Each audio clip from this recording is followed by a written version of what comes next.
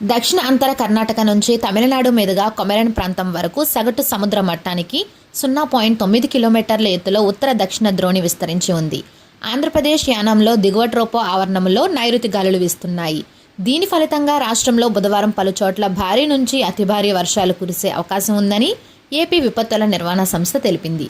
రేపు కడప, అన్నమయ్య, చిత్తూరు, తిరుపతి జిల్లాల్లో అక్కడక్కడ ఉరుములు, మెరుపులతో కూడిన భారీ వర్షాలు కురిసే అవకాశం ఉందని తెలిపారు.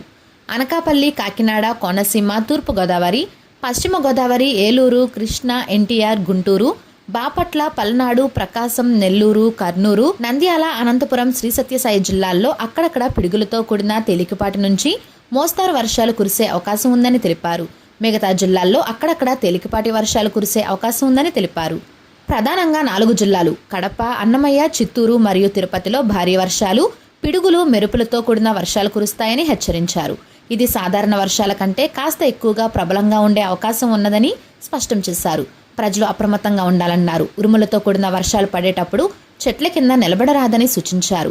తెలంగాణలో రాబోయే 2 రోజులు వర్షాలు కురుస్తాయని వాతావరణ శాఖ అంచనా వేసింది.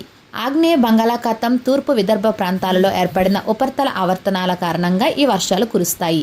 రేపు సంగారెడ్డి, మెదక్, కామారెడ్డి, ఆదిలాబాద్, నిర్మల్, నిజామాబాద్, జగిత్యాల జిల్లాల్లో భారీ వర్షాలు కురిసే అవకాశం ఉందని ఐఎండీ పేర్కొంది.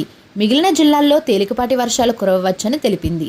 హైదరాబాద్లోని కొన్ని ప్రాంతాల్లో సాయంత్రం, రాత్రి సమయాల్లో వర్షాలు పడతాయని అంచనా వేసింది.